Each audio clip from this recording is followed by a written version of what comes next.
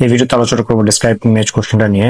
So usually describe image question informative আসে, but মাঝে মাঝে কোনো একটা পিকচার চলে আসে।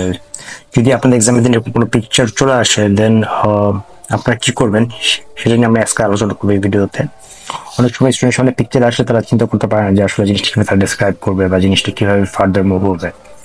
সো এই ব্যাপারে আজকে কিছু একটা স্ট্র্যাটেজি দেখাবো, যেটা হচ্ছে 5W and 1H method.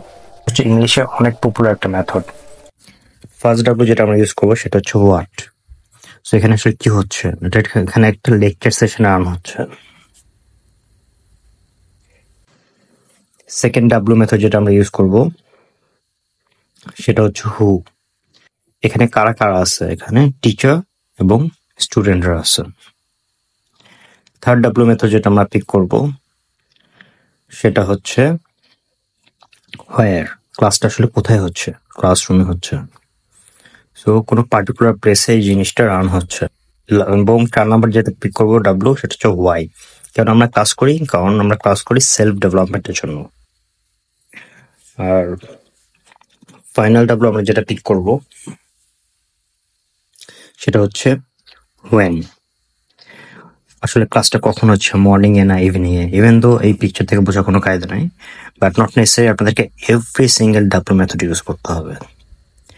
So আপনি এখান থেকে যে কোনো 2টা বা 3টা পিক করতে পারেন আপনার কোশ্চেনের ডিমান্ড অনুযায়ী, এবং এটা আপনাকে আইডিয়া জেনারেট করতে হেল্প করবে।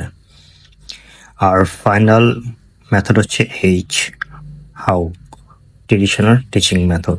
তাহলে ক্লাসটা কিভাবে হচ্ছে, এটা একটা ট্রেডিশনাল টিচিং মেথডের মাধ্যমে ক্লাসটা নেওয়া হচ্ছে।